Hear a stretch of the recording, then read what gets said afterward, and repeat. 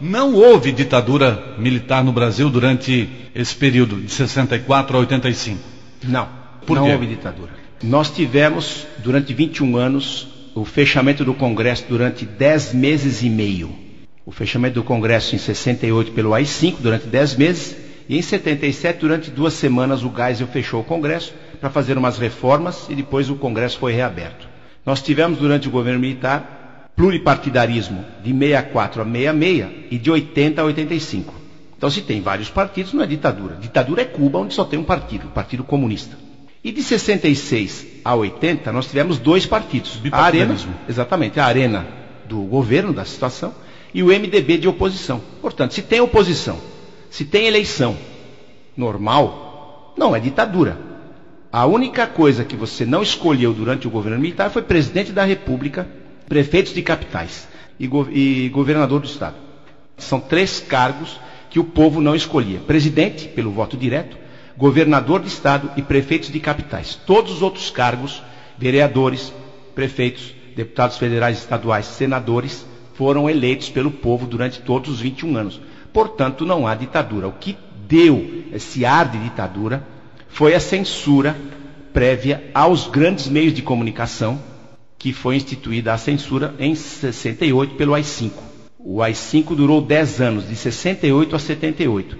Então essa censura prévia nos meios de comunicação deu esse ar de ditadura. Provavelmente teria sido o erro dos militares. E eles estão pagando por alguma coisa que não aconteceu. Essa ditadura é uma falácia, essa palavra ditadura é uma falácia.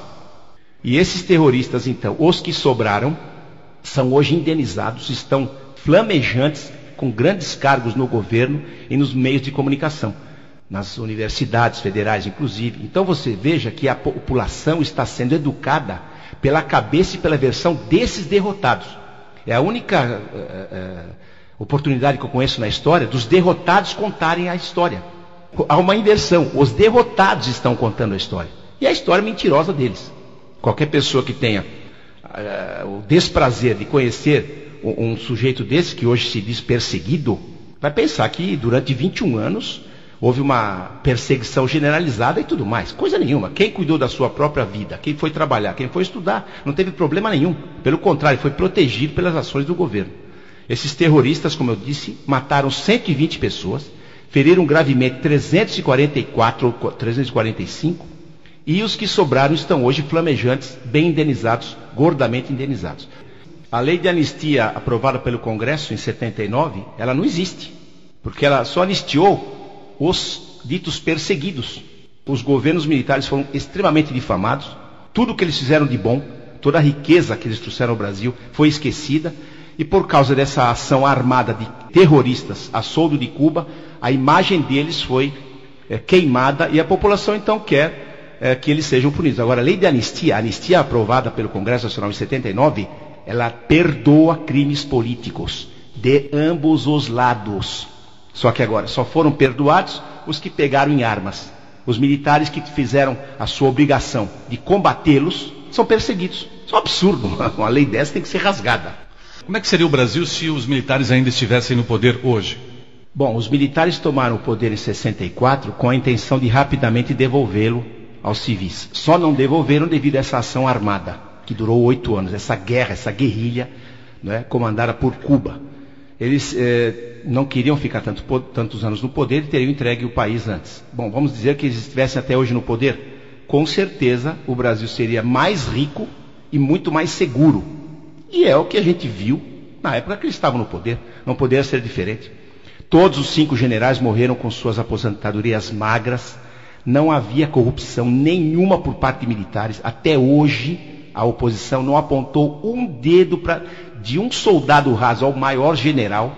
Né? Nós tínhamos realmente governos de pessoas extremamente honradas. O mais honrado, o mais inatacável de todos, com certeza foi o Médici, que é o mais difamado dos 5. O Médici recebeu como salário de presidente $724. Esse dito operário, né? Esse molusco que ficou no poder durante 8 anos, chegou em Brasília com 2 malas de mão e saiu com 11 caminhões. O senhor Luiz Inácio Lula da Silva e sua esposa e seus asseclas saquearam o Palácio do Planalto e o Palácio da Alvorada. todas as obras de arte, os móveis, cristais, louça, talheres, eles levaram tudo embora para São Paulo. Isso é um crime, não é? Que eu estou procurando, cadê o juiz, cadê o promotor que vai levantar? Está todo mundo, não é, adorando esse homem, está todo mundo quieto, ele é o chefe do mensalão e ninguém aponta o dedo para ele. É o governo mais corrupto da história da humanidade. Eu conheço um pouco da história da humanidade, eu conheço bem pouquinho, mas você não vê um governo tão corrupto, tão corrompido e que fez tanto mal para o país, porque agora o crime ficou institucionalizado. Qualquer bandido aí, quando é pego pela polícia, ri da cara da polícia, não é? Isso foi culpa realmente a partir do governo desse molusco. Essa turma acabou com o nosso país e estão milionários. É uma coisa realmente terrível.